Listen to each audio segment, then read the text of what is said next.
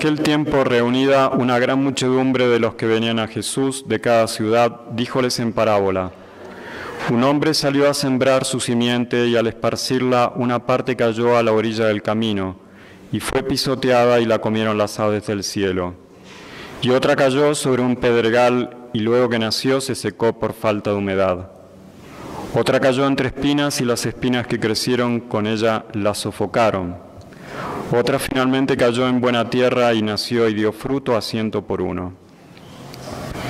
Dicho esto, comenzó a gritar: quien tenga oídos para escuchar, atienda. Sus discípulos se le preguntaron qué sentido tenía esta parábola. Él les dijo: a vosotros es dado conocer el misterio del reino de Dios, pero a los demás solo en parábolas, para que viendo no vean y oyendo no entiendan. Y aquí pues la explicación de la parábola. La semilla es la palabra de Dios. Los que están a la orilla del camino son aquellos que la oyen, mas luego viene el diablo y arranca la palabra de su corazón para que no se salvan creyendo. Los que están sobre piedras son los que reciben con gozo la palabra cuando la oyen, pero no echa raíces. Por un tiempo creen y en el tiempo de la tentación retroceden. La semilla que cayó entre espinas son los que oyen la divina palabra, pero después los sofocan los cuidados y riquezas y deleites de esta vida y no llegan a dar fruto. Mas la que cae en la buena tierra son los que oyendo la palabra con corazón bueno y óptimo la conservan y producen fruto por la perseverancia.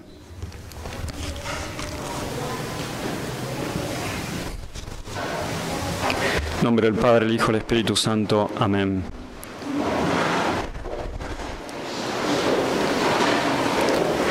Hoy estamos celebrando la misa del domingo de Sexagésima. Y el domingo pasado, domingo de Septuagésima, comenzábamos un nuevo tiempo litúrgico, nuestro año litúrgico, un nuevo ciclo, el ciclo precisamente de Septuagésima, que comprende hasta el próximo domingo y después comienza la Cuaresma. Tiempo de preparación, tiempo de penitencia, tiempo de buenas obras, como preparación precisamente para la Cuaresma y también para la Semana Santa. De hecho, tenemos colores morados en nuestros ornamentos. Quiere la Iglesia entonces que ya no miremos para atrás esas alegrías navideñas que ya han transcurrido, que tanto han llenado de satisfacción y alegría nuestras almas.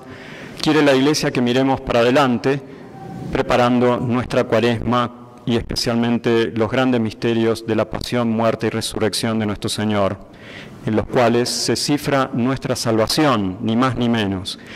Quiere entonces la Iglesia finalmente que trabajemos por nuestra salvación, trabajar por nuestra salvación.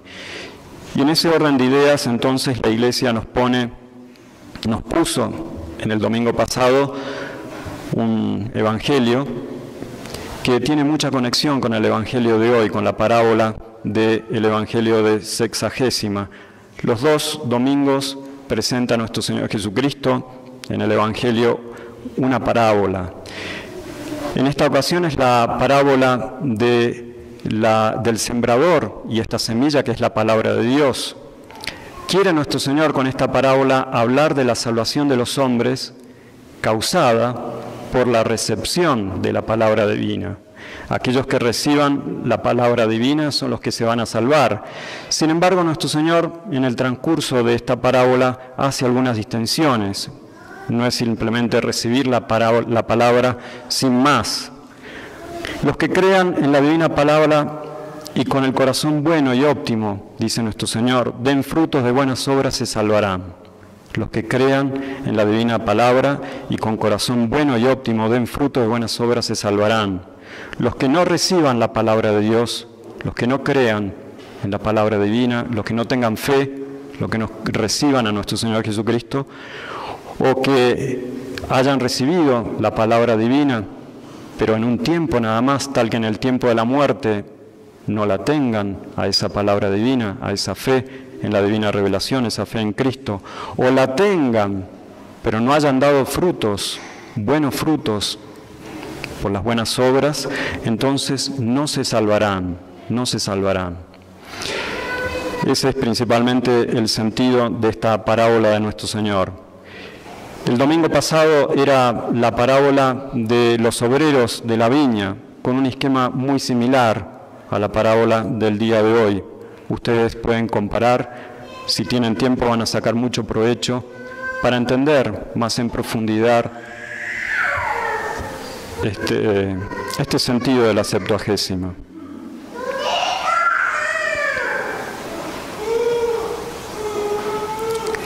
Precisamente en esa parábola de los obreros de la viña, nuestro Señor terminaba el Evangelio del domingo pasado diciendo: muchos son los llamados, pero pocos son los escogidos.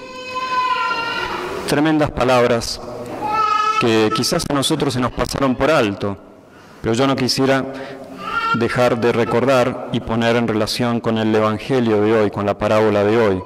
Muchos son los llamados, pocos son los escogidos.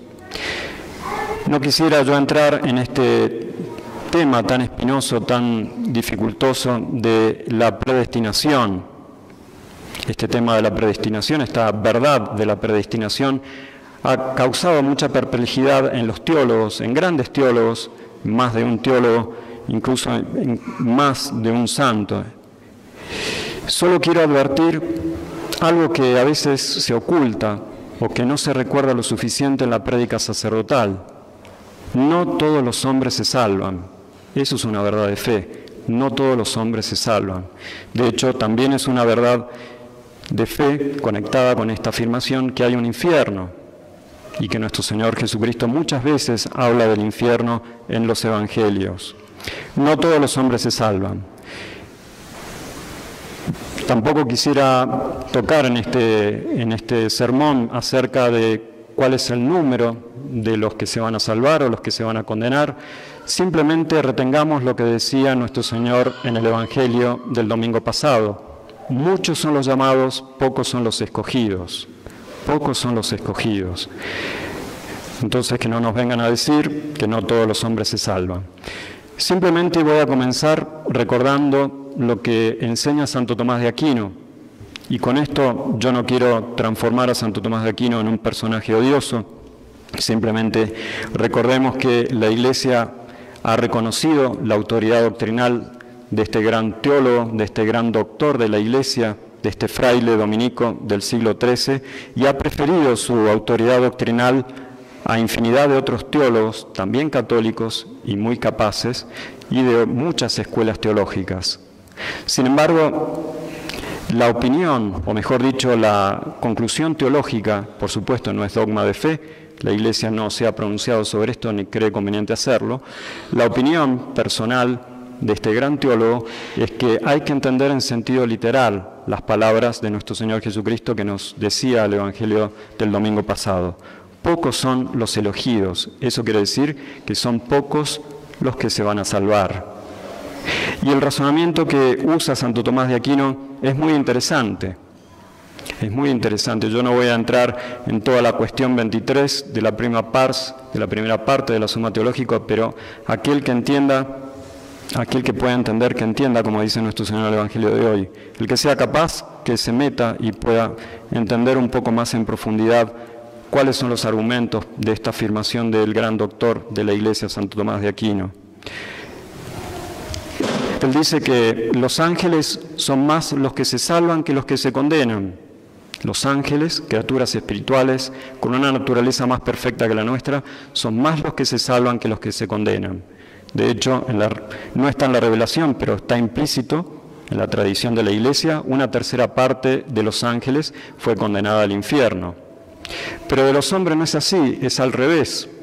En los hombres, por tener una naturaleza inferior y además herida por el pecado original, son más los que se condenan que los que se salvan. Estamos diciendo lo que enseña Santo Tomás de Aquino, simplemente eso. Pero en conjunto, tomando todas las criaturas espirituales, todas las criaturas intelectuales y libres, ángeles y hombres, son más los que se salvan que los que se condenan. Y eso es lo que da pie a Santo Tomás de Aquino para decir, para mostrar cuán grande es la misericordia divina.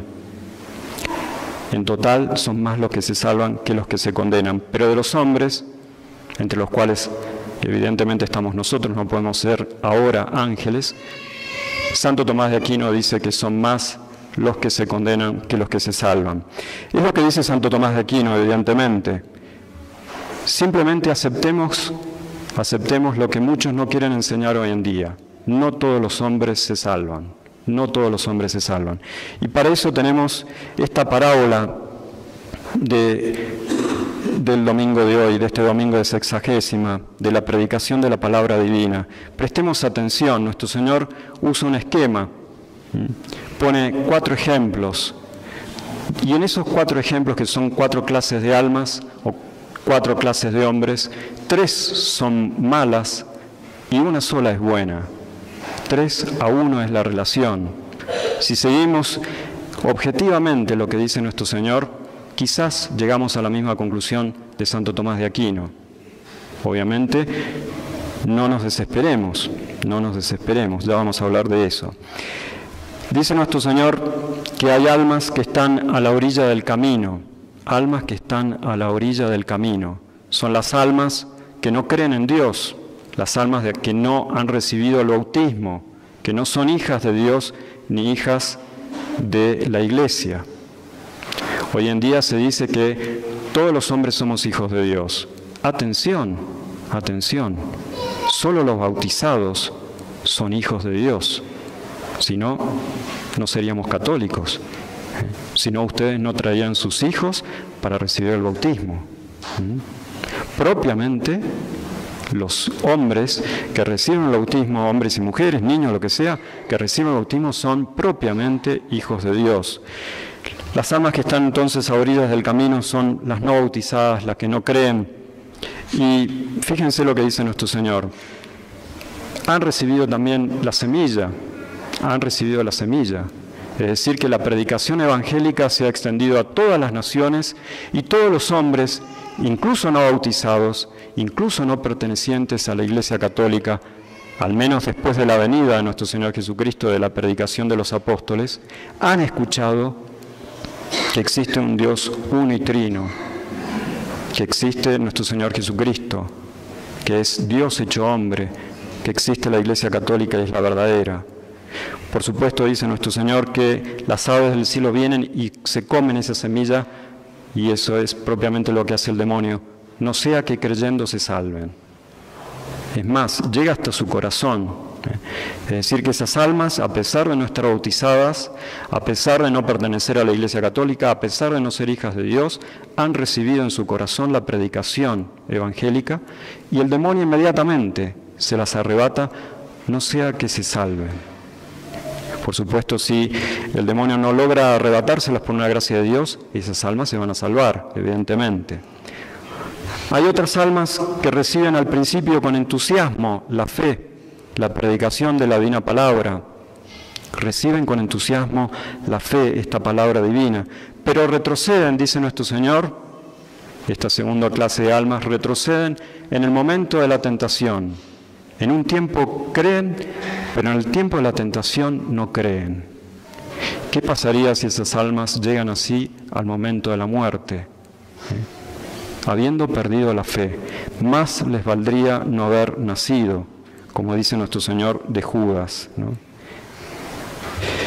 ¿Cuántas almas entonces son como piedras sin humedad, en la cual esta divina palabra de nuestro Señor, este verbo divino, puede echar raíces? Son piedras, han recibido la fe, pero la pierden muy rápidamente en el momento de la tentación. Veamos en la historia de la Iglesia, hay infinidad de hombres que han recibido la fe, incluso sacerdotes, con pena lo decimos, porque tampoco nosotros nos sentimos seguros, que han recibido la fe y sin embargo la han perdido o la han negado con pertinacia, empedernidos como una piedra sin humedad, ¿no es cierto?, en la cual pudiera echar raíces la divina palabra, empedernidos en el error, han negado la fe de su bautismo. Tenemos ejemplos en la historia de la humanidad, simplemente les doy algunos: Arrio, Focio, Lutero. Ustedes pueden agregar los que quieran. Por supuesto que nuestro Señor es misericordioso y en el momento de la muerte puede devolver la fe. Con este sermón yo no me quiero poner al lugar de Dios, no quiero mandar a nadie ni al cielo ni al infierno, simplemente estoy planteando objetivamente, siguiendo el esquema de la parábola. Hay almas que reciben la palabra de Dios, pero que no dieron fruto, dice nuestro Señor. La tercera clase de almas malas o imperfectas, lamentablemente. Almas que recibieron la palabra de Dios, no la negaron, y así llegaron hasta el momento de su muerte, o llegarán al momento de su muerte, pero no dieron fruto, no sirvió de nada. Cuidado, cuidado, porque podemos ser nosotros. Nosotros podemos ser esa tercera clase de almas que, habiendo recibido la fe en el bautismo, estando aquí presentes cada domingo en misa, quizás confesando, comulgándonos, no demos suficientemente fruto como Dios lo espera en el momento de la muerte. ¿De qué sirve tener la fe si no se ama a Dios y no se ama al prójimo? La fe sin las obras está muerta, dice el apóstol Santiago. La fe sin las obras está muerta. Esta tercera clase de almas entonces han recibido la semilla de la divina palabra, pero ella no ha dado frutos, lamentablemente. ¿De qué sirve ser tradicionalista, como nos llamamos nosotros, si no amamos al prójimo y no amamos a Dios suficientemente? Si odiamos al prójimo o odiamos al resto de la iglesia. Cuidado. ¿De qué sirve venir a esta misa, negar la misa nueva, negar todo el Concilio Vaticano II, pero si no tenemos amor en el corazón? No tenemos la caridad sobrenatural. Cuidado. En la tarde de nuestra vida vamos a ser juzgados en el amor, dice San Juan de la Cruz. Entonces que nadie se arrogue algo que no le corresponde, ¿no es cierto? Andar censurando a los demás porque son modernistas o por lo que sea. Obviamente hay que mantener la fe firme que nos ha transmitido la Iglesia y que nuestro fundador ha querido involucrarnos santamente en este combate por la fe, por la moral de siempre y por la Santa Misa, obviamente. Pero en la tarde de nuestra vida, nuestro Señor nos va a juzgar primero por la caridad, por la caridad. Entonces ahí viene la última clase de almas, la única que es buena, 3-1. Volvemos a hacer la misma aclaración. El esquema de la parábola es 3-1, 3 malos, un bueno. Las almas buenas son aquellas que dan fruto por la paciencia, por la perseverancia, retienen la palabra divina, retienen esa fe que han recibido en el bautismo, no la niegan, pero esa palabra divina ha dado frutos de buenas obras y de penitencia durante toda su vida. Al momento de la muerte, no solamente Dios va a encontrar fe en esas almas, sino caridad, fe y caridad. Dios quiera entonces que seamos nosotros, los que Dios ha elegido, ha predestinado desde toda la eternidad para recibir la herencia del cielo. Lo vuelvo a repetir, no sabemos quién está en el infierno, cuántos son los que están en el infierno, no nos toca a nosotros determinar eso, es Dios nuestro Señor. Simplemente pongámonos, desde a partir de este tiempo de Septuagésima, pongámonos a trabajar por nuestra salvación, que esa sea, ¿no es cierto?, nuestra gran preocupación. Preparemos nuestra Cuaresma y nuestra Semana Santa. Por supuesto que nuestro Señor va a derramar su sangre para salvarnos, pero preparémonos convenientemente, ¿no es cierto?, obrando por nuestra salvación. Por ahora, no nos apoyemos en falsas ilusiones, en falsas seguridades. No sabemos si somos hijos, si somos dignos de amor o dignos de odio. Eso está en la revelación también, ¿no es cierto?, en la Sagrada Escritura lo dice claramente, ¿no es cierto?, el Espíritu Santo. Los hombres no sabemos si somos dignos de amor o de odio. Dios ya sabe si estamos salvados o no, pero lo esperamos salvarnos. Esperamos con una firme confianza en Dios nuestro Señor, en las promesas que nos hace Dios, en las gracias suficientes y eficaces que pone Dios nuestro Señor a nuestro alcance. Esperamos firmemente nuestra salvación. Lo que no quiere Dios, lo que no quiere la Iglesia, lo que no queremos los sacerdotes es que nos creamos ya salvados y predestinados y despreciemos a los demás. No, hay que trabajar por nuestra salvación. Y esa esperanza entonces tiene que ser la que alimente nuestra alma más en estos días tan difíciles y la que motive nuestra alma precisamente a rezar más, a hacer más buenas obras, a rezar por nuestra salvación y por la salvación de nuestros seres queridos, por la salvación de aquellos que están en la orilla del camino. ¿Cuántas almas hoy por hoy están a la orilla del camino porque muchos sacerdotes no quieren predicar la verdad o los quieren dejar en el error? No, hay que buscar la salvación de ellos. Esa esperanza también nos tiene que motivar a nosotros a hacer buenas obras, más que nunca. No basta confesarse, comulgar, hay que tener una fe que con corazón óptimo, bueno y óptimo, dé frutos de buenas obras. Si somos fieles, entonces esa fidelidad es una señal de que Dios nos quiere llevar al cielo. En eso se basa nuestra esperanza. Si somos fieles verdaderamente, con recta intención, con fe y caridad, con una fe alimentada por la caridad, una fe viva, no muerta, entonces eso es una señal de que Dios nuestro Señor nos quiere llevar al cielo. Pero nosotros tenemos que hacer más perfecta esas señales y alimentar más esa certeza, obrando más, con más amor y con más fe. El pensamiento de la Iglesia, especialmente de los apóstoles. Les leo para terminar lo que dice el apóstol San Pablo en Filipenses. Con temor y con temblor, trabajad en la obra de vuestra salvación. Filipenses, con temor y con temblor, trabajad en la obra de vuestra salvación. Y Pedro, en su segunda carta, dice lo siguiente: aplicaos con vuestras buenas obras a hacer ciertas vuestra vocación y elección. Exactamente lo mismo. Pero fíjense este matiz, hacer ciertas. No podemos caer en la presunción, tenemos que alimentar nuestra esperanza. Nuestra esperanza no se basa en nuestros esfuerzos, sino más bien en nuestra debilidad, como dice San Pablo en la epístola de hoy. Pero podemos tener esa certeza, ¿no es cierto?, y alimentarla cada vez más si rezamos y si hacemos buenas obras. Aplicaos por vuestras buenas obras a hacer ciertas vuestra vocación y vuestra elección.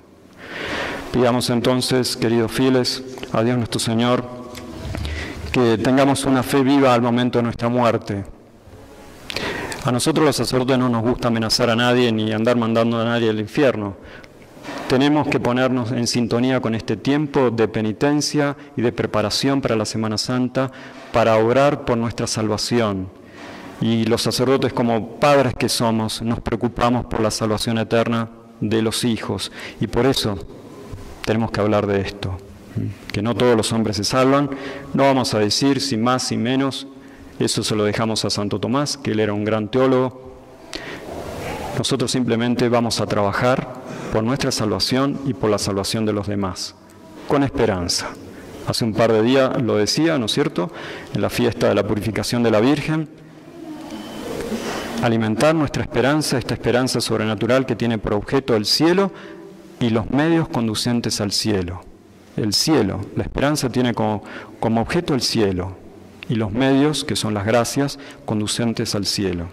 Vamos a pedirle entonces a Nuestra Señora que ella alimente nuestra esperanza, que alimente nuestra certeza de que Dios se nos quiere llevar al cielo y que nos fortifique cada vez más en nuestra fe y nos haga obrar conformes a esta fe. En nombre del Padre, el Hijo y el Espíritu Santo. Amén.